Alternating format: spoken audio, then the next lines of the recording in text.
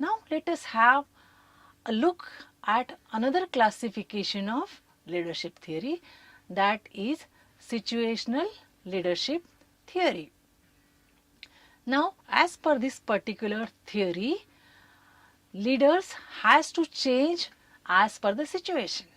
Now what is the difference between the earlier contingency model and the situational leadership?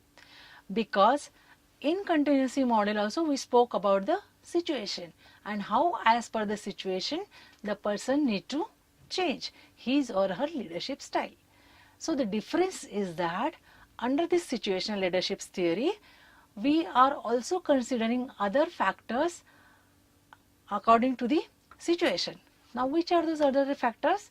This can be readiness of the follower, this can be maturity of the followers. Let us take the same example of principal and teachers.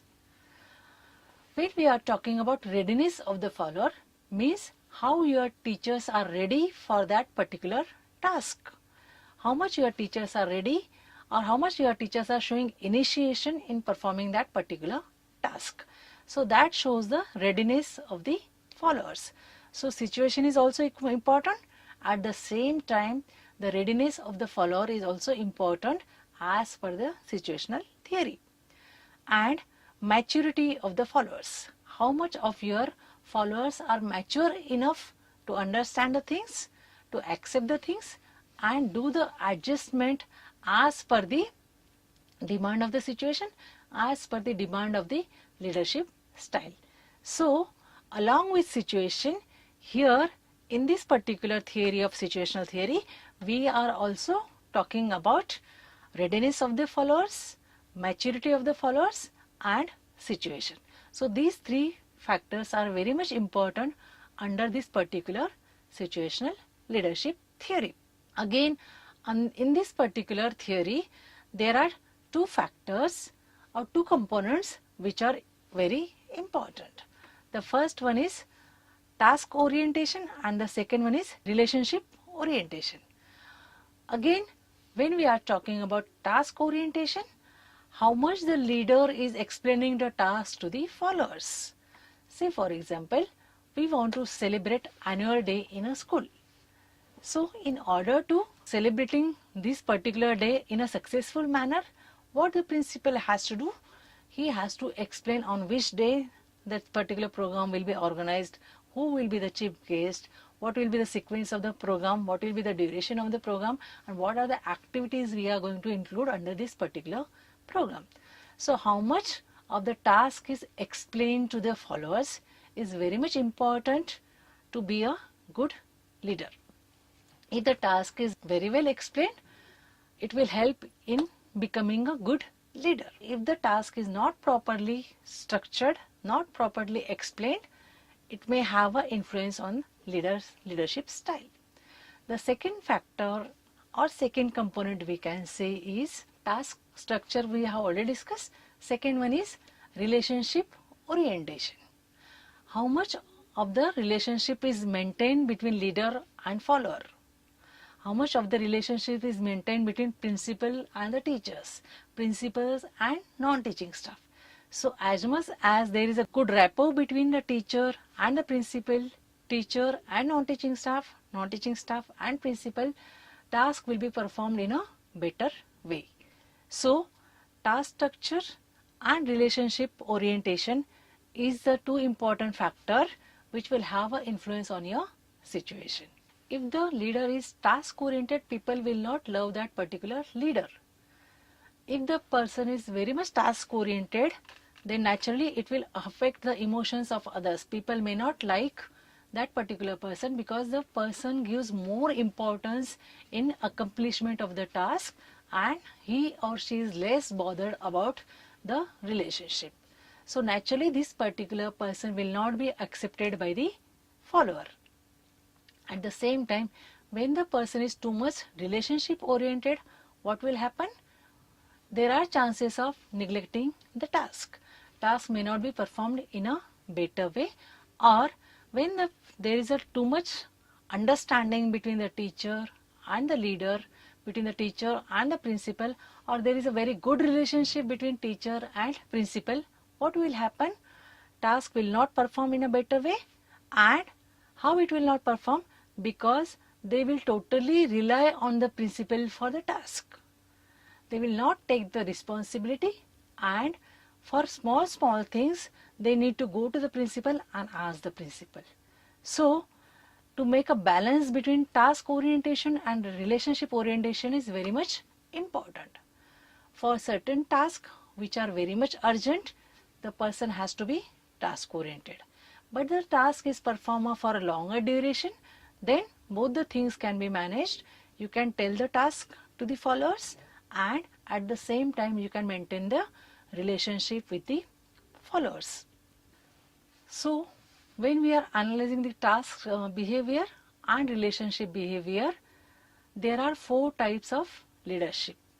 When the task is high and relationship is high, it is a selling type of leadership. Means the task is also getting done in a proper way, and there is a good relation between the follower and a leader. So naturally it will be easy for a person to sell his product. So it is known as a selling type of leadership, wherein you have a high task and at the same time you have a high relationship. That means you can maintain the relationship with the people, and at the same time task is also done in a better way. So naturally whatever task you are doing, that will have a good effect on other, and that will have a better chances of getting it done successfully. So it is a selling type of leadership. Now why the name selling? Just as the customer and seller. Now what the customer and seller, what is the relationship? If the relationship between customer and seller is good, what will happen? The product will be easily sold, because of having high relationship, at the same time high task. What will happen? He can convince the customer, seller can convince the customer, and he can sell his product easily. Same way, when there is a high relationship and high task between a principal and the teachers, let us say take the same example of celebration of annual day. In order to smoothly or successfully perform this particular task, it is very much important to have a high relationship and a high task. That means if the relationship is good, people will give 100% dedication in that performing that particular task, and naturally the task will be sold, and that will naturally the task will be giving a desired output. So it is known as a selling type of leadership, wherein the leader doesn't find any difficulty in performing his duties. Exactly opposite of this particular is where there is low relationship and low task. That means the follower and leader doesn't have a good relationship. So because of not having good relationship, what will happen? Task is also low. So when this is a situation wherein you will have a low relationship and low task, the leader has to delegate the work. The leader has to assign the work, because the relationship is not good. So people will not take initiation in performing that particular task. So the leader has to delegate the task as per the capability of the person. So it is known as delegating type of leadership, wherein you will have low task and low relationship. Because of having low relationship, people will not perform the task in a better way, and for that, in order to get the task done in a better way, the leader has to delegate, leader has to assign the work among different people. So just now we have seen 2 continuums. One is high task, high relationship, that is known as selling type of leadership. Exactly opposite of that is low task and low relationship, and that is delegating type of relationship. Now let us have a look at another continuum, wherein you will have high relationship and low task. Now when the relationship is high, you can easily take the participation of the followers, because they have a mutual understanding, they have a cordial relationship between the manager and between the leader and the followers. So what will happen?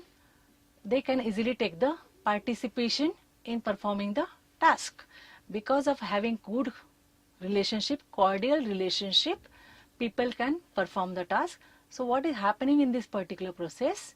The leader can easily take the participation of the people because of having high relationship. So this particular style is known as participating style, because here the relationship is high whereas task is low, and because of having good relationship with the followers, the leader can take the participation of the people in getting the task done. So it is known as participating leadership, wherein you will have high relationship and low task. When there is low relationship and high task, then in that particular situation, as the relationship is low, followers are not going to listen the leader, and at the same time the leaders wants to get the job done. So under this particular situation, what is the scenario? There is a low relationship and high task is required from the person. But because of having low relationship, manager or leader will not get a participation of the people. So in that case, what the manager has to do? He has to tell the follower.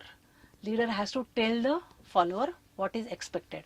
So that is why this particular style is known as telling type of leadership, wherein you will have low relationship and high task. When you require a high task, a good quality task from the people, you need to dictate the person, you need to tell the person how this particular work task need to be accomplished. So this is known as telling type of leadership, wherein because of low relationship, the task has to be done in a better way, and for that he has to tell, he has to dictate the follower. So it is a telling type of leadership. So in this way, we have seen the 4 continuums of this particular theory. Which are those 4 continuums? First one is selling, wherein you will have high task and high relationship. Then opposite of that particular continuum is delegating, wherein you will have low relationship and low task. Both the things are very low. So in this particular situation, you need to identify the potential and capacities of the person, and you need to assign the task to the person. So it is nothing but delegation. So when the relationship is low and when the task is low, the leadership style is delegating. When the relationship is high and task is low, it is participating leadership, because of the cordial relations, task can be get done by taking participation of the followers. So that is why it is known as participating leadership. And when the relationship is low and task is high, at that particular context, what leader has to do? Leader has to dictate, leader has to tell the people to perform that particular task. So it is a telling type of leadership. So in this way, considering the task behavior and relationship behavior, Huxley and Blanchard has presented this particular model, wherein they talk about task structure and relationship behavior, or we can label task behavior and relationship behavior, and how the combination of task behavior and relationship behavior gives rise to 4 types of leadership, that is telling, selling, delegating and participating. Now another theory under this particular category of situational theory is path goal leadership theory. This particular theory was developed by Evans and Robert House. What this theory says, it has a belief that it is the leader which shows the path in attainment of the goal to the followers. It is the leader who shows the path, who shows the way, who guide the followers in attainment of the goal. So in the process of attainment of the goal, leader takes a continuous effort in guiding the followers, in directing the followers, and meanwhile what the leader does, he do remove the hurdles which comes in between in attainment of the goal. So leader's job according to path goal theory is that it makes the path easy for the follower in attainment of the goal. It is a responsibility or duty of the leader to remove the hurdles, to remove the roadblocks which comes in between in attainment of the goal. So that is why the name path goal leadership theory. The path which is taken by the followers, for which the leaders give the guidance, the leaders give the direction, and at the same time the leaders remove the roadblocks which comes in between as a hurdle in attainment of the goal. Now, in the process of attainment of the goal, it is a duty of the leader to show the direction, but at the same time, it is sometimes very much important to give incentives or rewards to the followers for attaining that particular goal. So, as per this particular theory, it is a leader who rewards the followers for attaining that particular goal. Let us see with some example. The principal want that their teacher should perform their task in a better way. There should be improvement in their teaching. So what principal can do according to this particular theory? The principal can show the way to the teachers how to attain that particular goal. What is the goal? To be an effective teacher or to improve one's own teaching style. So in that particular manner, when we say that the principal shows the path, means principal shows the various ways which the teachers need to follow in order to improve their teaching. What is the goal? Goal is to improve one's own teaching. So in order to attain that particular goal, principal will show the path, means principal will show the way or which are the various strategies teacher can employ in order to improve his or her own teaching. So in that particular case, what principal will do? Principal will send the teachers for the orientation programs. Principal will send the teachers for training in order to improve their own teaching. So what the principal is doing? He is showing the path, he is showing the way, and at the same time it may happen that in order to attain that particular goal, teacher may find some difficulty in going for that particular training program. So at that time, what other solutions can be taken out? Can we tell the teachers to observe the demo lessons of role model teachers? So that can be one of the way through which he is removing that particular hurdle. Those teachers who cannot go for a training program, for them the principal can arrange a demo lesson wherein the teachers will get a chance to observe the lesson and improve their own teaching. They can observe the lesson of an expert and they can bring change in their own teaching. Principal can conduct workshop in the school itself, wherein the principal can call the experts and wherein the expert will teach the teachers different methodologies, different strategies, different techniques. So in this way, what the principal is doing? He is removing the roadblocks for the attainment of the goal by organizing workshop, by arranging demo lessons of the expert teachers. So what he is doing? He is showing the path, he is directing the teacher in attainment of that particular goal, and at the same time what he is doing? He is removing those roadblocks or hurdles which comes in between for in the attainment of the goal. Attainment, what is the goal? Getting effective teaching strategy. So in order to be an effective teacher, if it is sometimes not possible for a teacher to attend that particular training program, so for them what the principal is doing? He is arranging the workshop, he is conducting some sessions for the teachers, and he is organizing a demo lesson. So in this way the principal is giving guidance, showing direction, and at the same time removing the roadblocks for the teacher for whom it is not possible to attain the training program.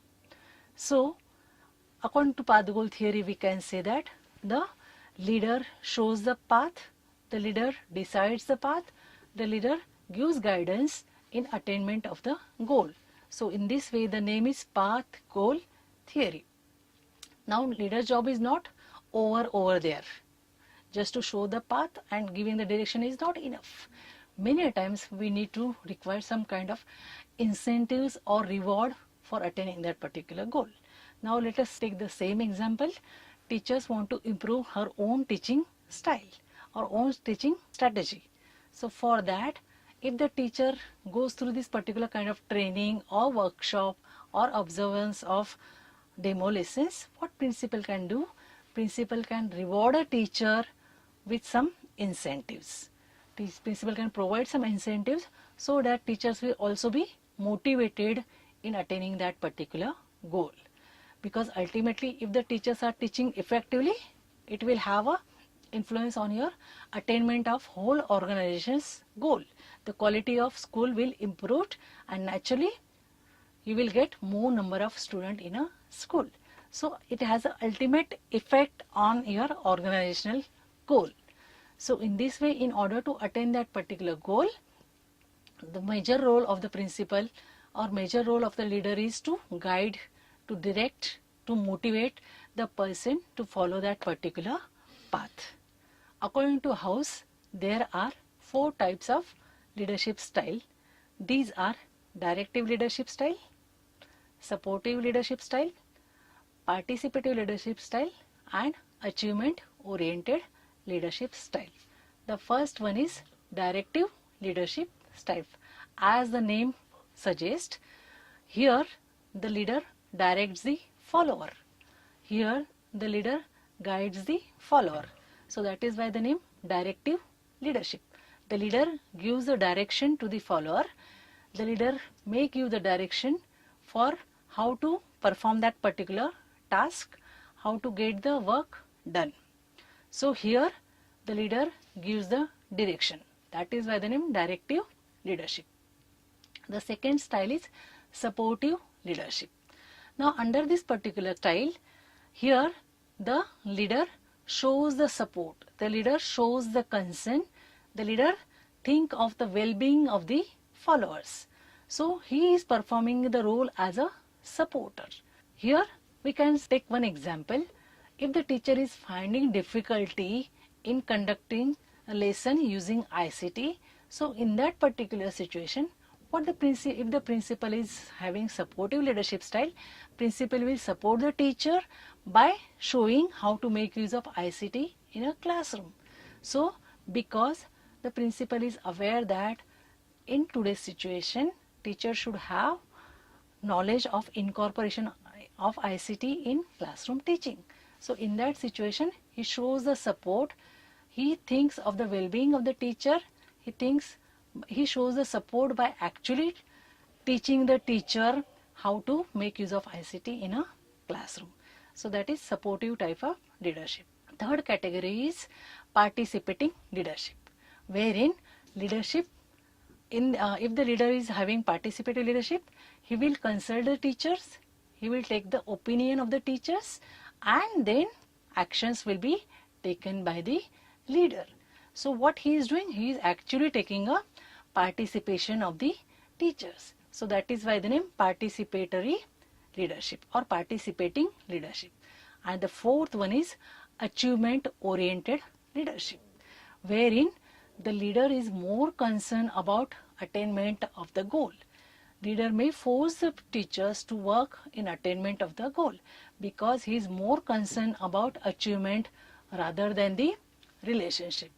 So in this way, House has given 4 types of leadership styles: directing leadership style or directive leadership style, supporting, participating, and achievement oriented.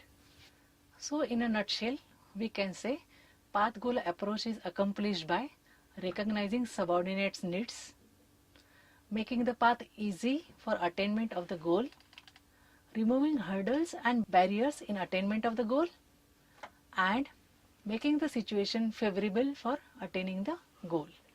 So in this way, we saw that path goal theory talks about how the path should be provided to the followers and how the goal should be achieved, and in order to attain the goal, in order to achieve the goal, what are the precautions the leader needs to take, how the leader needs to guide, how the leader needs to direct the follower in attainment of the goal. And in this particular process, it is also equally important for a leader to clarify the roles of the followers. It is very much important to know the followers what they are expected to do. So in this way, the path goal approach talks about the path to be followed by the followers and how the goal should be achieved and how to remove those hurdles, those barriers in attainment of the goal. So it talks about the needs of the followers, attainment of the goal of the followers, removing barriers and hurdles, and make the situation favorable for attaining that particular goal. Now let us try to understand this particular process by way of a diagram. If you look at this particular diagram, you will come to know how the various factors are responsible for attaining the desired result. Let us see this particular diagram. Now under this particular diagram, the very first component is leadership style, wherein we can have the categories like directive, supportive and participative. We have already discussed about these three leadership styles. It has an influence on subordinates, motivation and perception. So leadership style and subordinates' motivation and perceptions are directly influenced. Whatever is the leadership style will have the influence on the motivation and perception of the subordinates. Even subordinates' characteristics like subordinates' ability, his potential, his locus of control has an influence on outcome. And at the same time, environmental forces like task structure, nature of the task, formal authority system and work group, characteristics of work group does have the influence on outcome. And it ultimately, if the things are in the particular manner, then that means leader has the knowledge of his own leadership style, and even subordinates have the motivation and perception, then the outcome will be role clarity, goal attainment, better performance and satisfaction of the subordinates. So in this way, the path is followed in goal attainment, and there are various factors how these are linked and how these will have an influence on outcome is described through this particular diagram. Now we will discuss one more type of leadership theory, that is participatory leadership theory.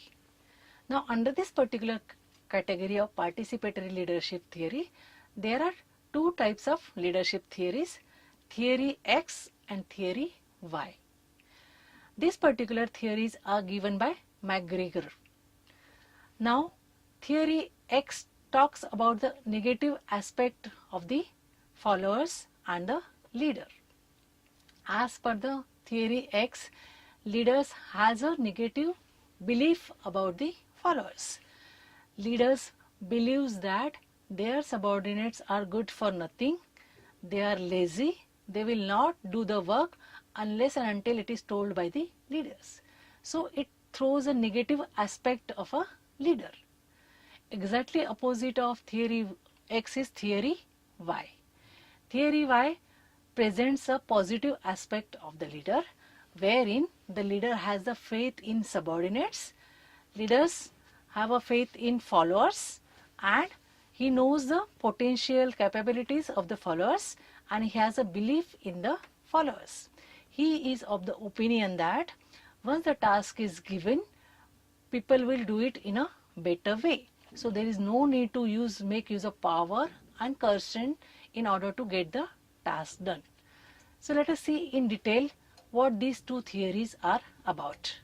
Theory X says that subordinates are lazy, they don't take any interest in work, they require certain control for the work to get done, they are lazy, they are indisciplined, and they will not take any kind of initiation in their work.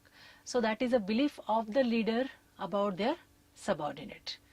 So basically it throws a negative aspect of the leadership theory.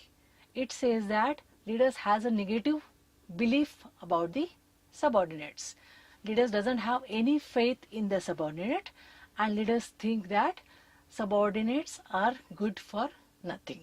Exactly opposite of this is theory Y. Now what this theory talks about? It says that subordinates or followers are good person, they are good by nature, they are good by nature. Once the task is allotted, they will definitely do it in a better way, and leader has the faith in followers. So leaders take the opportunity to assign more tasks, more responsibilities to the subordinates. So theory X and Y are the known as the participatory theory, wherein what kind of participation the leader takes in the performing any particular task. So these two theories are given by McGregor. Now let us try to understand theory X and theory Y in terms of one of the diagram. Now if you look at this particular diagram, as the use of authority of the manager increases, freedom given to the subordinate decreases. As the authority decreases, freedom increases. Now when you have a look at this particular diagram, the first continuum wherein use of authority is more, manager takes the decision and announce it. That means freedom is given less. Now when we move little ahead, wherein manager presents the ideas and invites the question, so little bit freedom is given to the subordinate. Then we move little ahead, wherein manager presents ideas, initiatives, decisions, and these decisions can be considered as subject to change. So when we think that manager gives a permission for a decision which is subject to change, area of freedom increases. When manager presents problem, gets the suggestion, then again the area of freedom increases. So use of authority and areas of freedom decides how the person is moving from boss centeredness to subordinate centered. How the theory will change from theory X to theory Y. Now let us go little ahead, wherein manager asks the group to take decisions. So naturally the area of freedom increases. When the manager permits subordinates to function within limit, so naturally more freedom is given to the subordinates. So depending on the freedom given to the subordinate and authority projected by the manager, we can decide whether the manager is belonging to the theory X or whether the manager is belonging to theory Y. So we can say that theory X is boss centered, whereas theory Y is subordinate centered. So in this way we have discussed theory X and theory Y, which are the part of participatory leadership.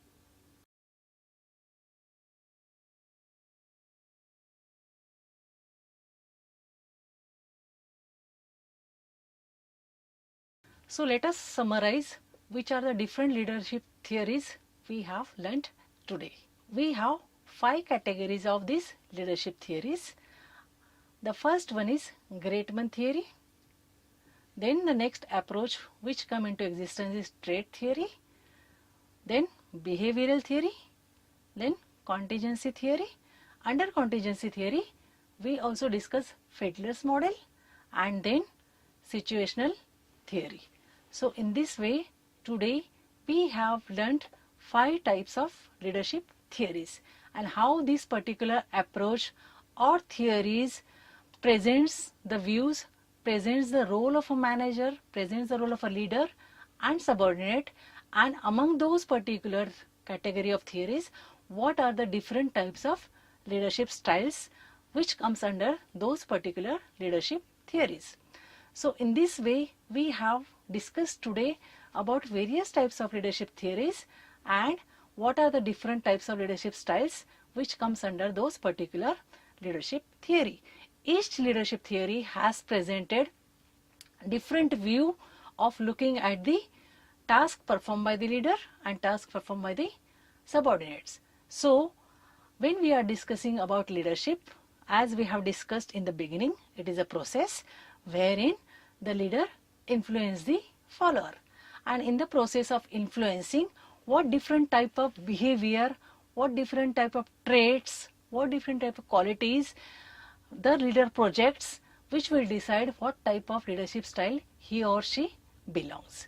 So when we are talking about leadership, leadership is not only related to the person, but there are other factors like situation, like task structure, which may also have an influence on your leadership style, and how it is very much important for a leader to bring a balance between a task and the leadership behavior. So it is always advisable to change one's own leadership style depending on the situation, depending on the environment. So it is not very much important to follow a same leadership style in all the situation, but as per the need of the situation, as per the demand of the situation, one needs to modify his or her own leadership style. And leadership is not only something which is inborn quality of the person, but it can be acquired, it can be developed. Thank you.